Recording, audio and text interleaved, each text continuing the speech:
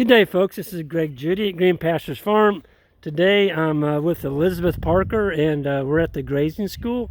As you can see, we've got a lot of people here tonight. The banquet's going on.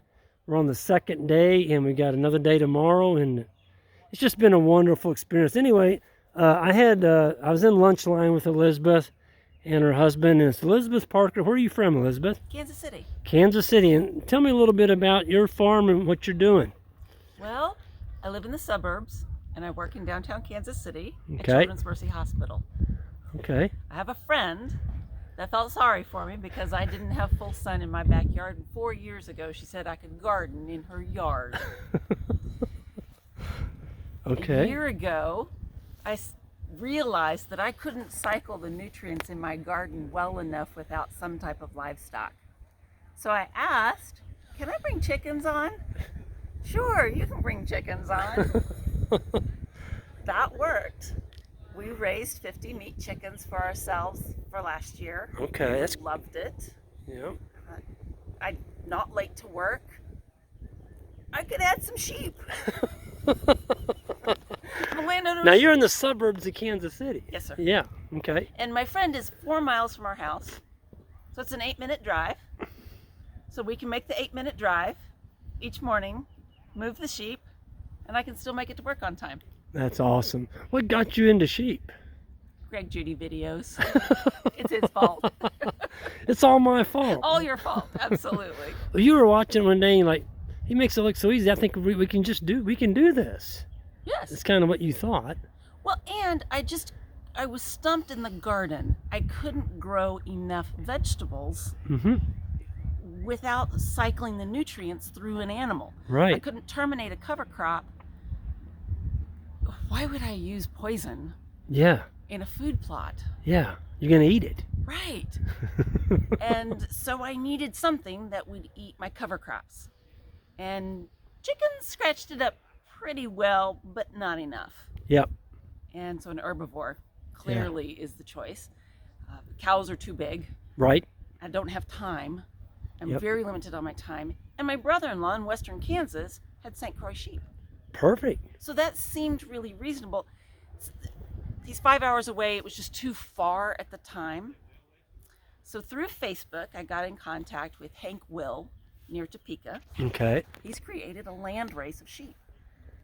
These are hair sheep, 3 or 4 way cross. He brings in a new variety from time to time. Mm-hmm. But they perform well near where I am. So I got 5 feeder rams from him. Rams? Yes, I wanted no babies. I didn't want to become attached to anything. Because of course, there's nothing cuter than a lamb. Right. Right. So I have these 5 rams. We're moving them daily. They've never been vaccinated. They've never had grain. They've only had forage. They're growing really well. Two of the 3 were bottle babies, and so they were quite tame. And came to us with names. So Yep. Of course, everybody got a name. Yep. Because Yep. there's only 5. Yep. And they have distinct markings. Through various things, 2 of them died before I could get them to market. Of course, quarantine happened. I couldn't get a processing date.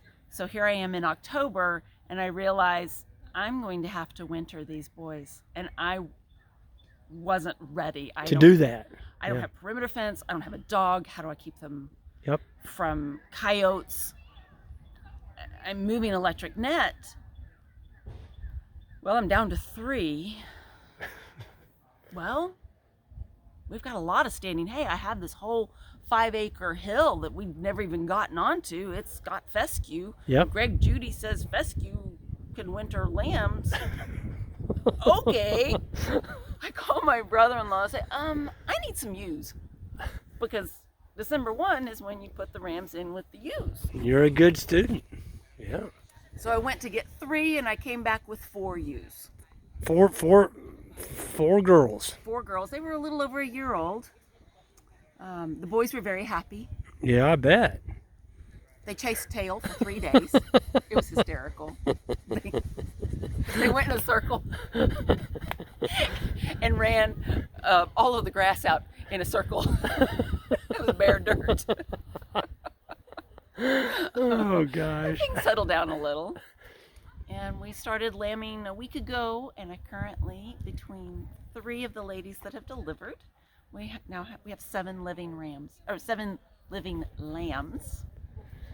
Wow. And we did in March process 2 of the rams, and they are delicious. Yes.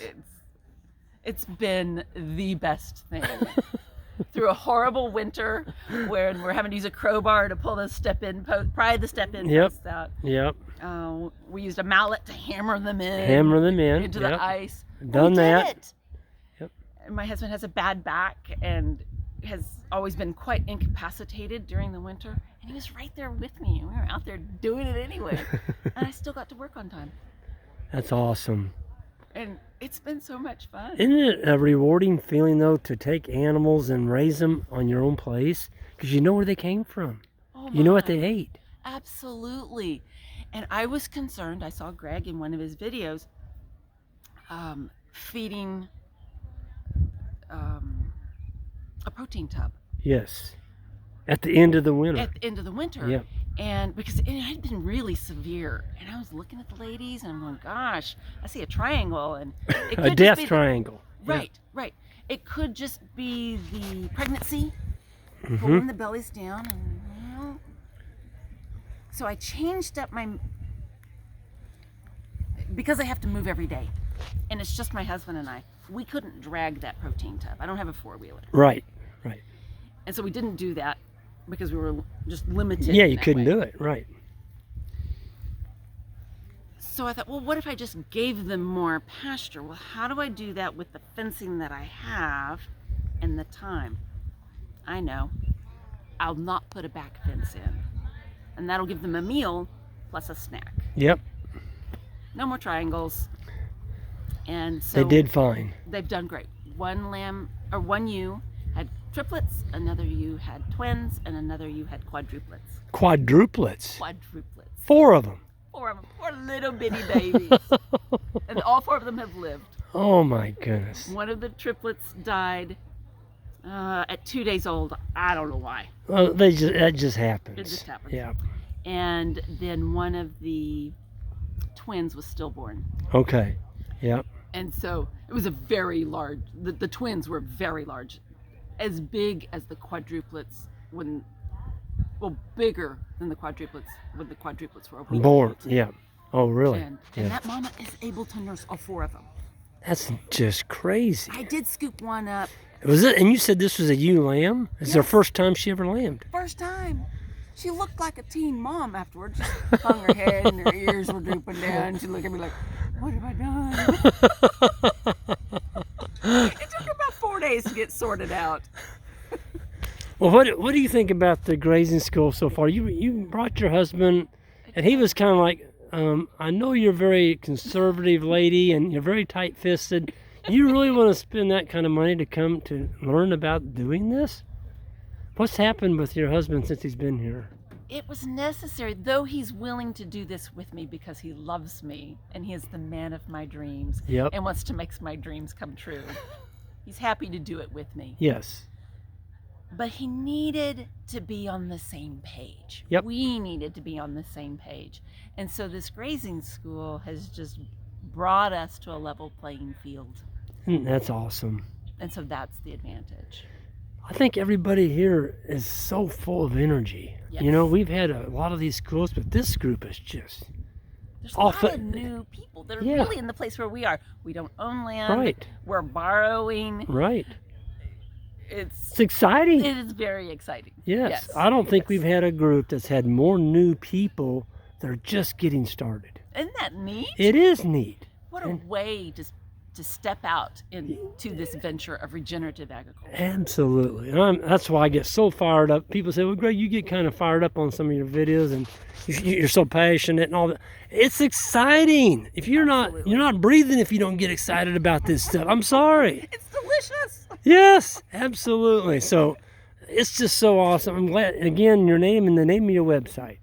Well, I don't have, I'm building a website. Okay, but but the name of your farm. Elizabeth at Parker Pastures. And so your full name is Elizabeth Parker. Yep. Yes, Ben and Elizabeth Parker. Yep. And we have well, Parker Pastures. Elizabeth, thank you so much for doing this with me. Thank you. I met this couple folks at just over after we got done with our fencing demonstration, and I just loved the bubbly, how passionate she is about what she's doing and her sheep. And I'm like, you know what? I'm going to ask her if she'd do a video with me. So thank you. You're so welcome. All right. It's an honor. All right. Well, thank you, Elizabeth. Well, everyone, we're going to go ahead and sign out of here and rejoin the party over here. And on the way out, hit that subscribe button. We'll see you down the road.